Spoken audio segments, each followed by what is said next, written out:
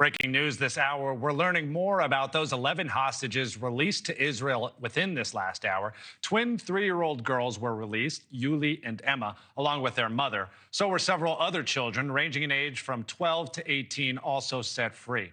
Joining us now with more is correspondent Sam Mednick in Jerusalem. Sam, that fourth group of hostages currently in Israel after undergoing those medical evaluations that we've seen these hostages have to do. What else can you tell us about this latest batch of hostages?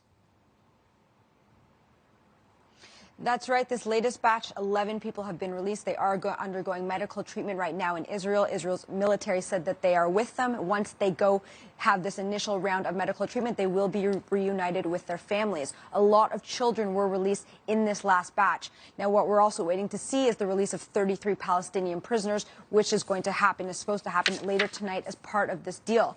This was supposed to be the final day today of this truce, but it has been extended 2 more days. This is according to Qatar, which came out on Monday and said this.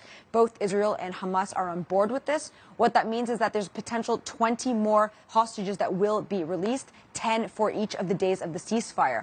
Up until today, there have been 58 hostages released, 39 of them Israeli. But there are still about another 175 hostages believed to be in Gaza. It's unclear what the situation is going to be with them. If there continue to be ceasefires, it could take about 2.5 weeks for all of them to be released. It's unclear if that's even an option that's on the table. And a lot of those hostages are also soldiers, and it's believed that the militants would likely require another type of deal in order to even think about letting those soldiers go. You have the perspective of being there live in Jerusalem to tell us exactly what the reaction is like, things that we can't see because we are not there. So can you tell me a little bit about what it's been like for the people in the West Bank over the last few days? First and foremost, with the hostages being released, but then now today's news that that truce will be extended. Well, there's a lot of mixed feelings in Israel as well as the West Bank. I mean, with the prisoners who have been released on the Palestinian side, they have returned to the West Bank. There have been cheers in the streets, people honking their cars, people being thrown on top of shoulders, a lot of jubilation. On the same note, some of the people who have been released and their families say that the fact that they paid this price, the fact that Gaza was bombarded and has undergone what it has in order for them to be released is too much for them. One prisoner even said she would prefer to be still in jail than Gaza having gone through what it did. So there is a lot of mixed emotions. There's mixed emotions on the Israeli side as well. The hostages are released. People are rejoicing. They're being reunited. But the families of the hostages who are not released are pushing the government for them to be released, and they're worried that they're going to be forgotten. So there's happiness. There's a bit of reprieve right now that there are 2 more days of this, but it is very touch and go. It's a fragile situation. It's very tenuous. And so everyone is taking it day by day and also unsure what 2 days more is going to bring. People would ultimately like to see all of the hostages returned, and that would probably take many more days.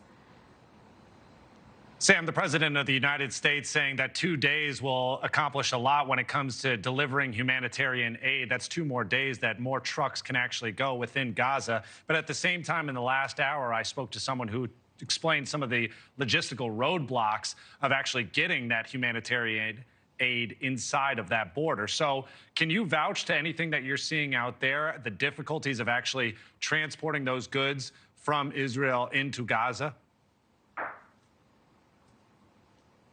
I mean, what we know is that right now the aid that's coming in is much, much more than what had been coming in before. Hundreds and hundreds of trucks used to come into Gaza daily before the war. When the war started, it was reduced by a fraction, less than 100. So these few days has seen it surge much more than it had. But there are it's logistically complicated to get it in. It takes time. And few trucks, as much as they're getting into the north of Gaza, it's not enough. The people that I've spoken to in Gaza say that it is a drop in the ocean. They say they need thousands of trucks to come in. There has been no fuel that's entered Gaza since the beginning of the war up until recently. Generators don't work. Hospitals have had to shut down. People can't cook. They can't do anything without that fuel. So this is starting to trickle in. But if you see images of what's happening there, people are lining up for hours and hours just to fill their cars up a tiny bit, just to get a little bit of food or a little bit of water. I've spoken to people who say that they line up for hours outside the few bakeries that are open to feed their entire families with a tiny little bit of bread. And people also say they've run out of money, and so they're bartering for basic necessities. So what's coming in now is much more than what had been coming in, but people there still say it's really not enough.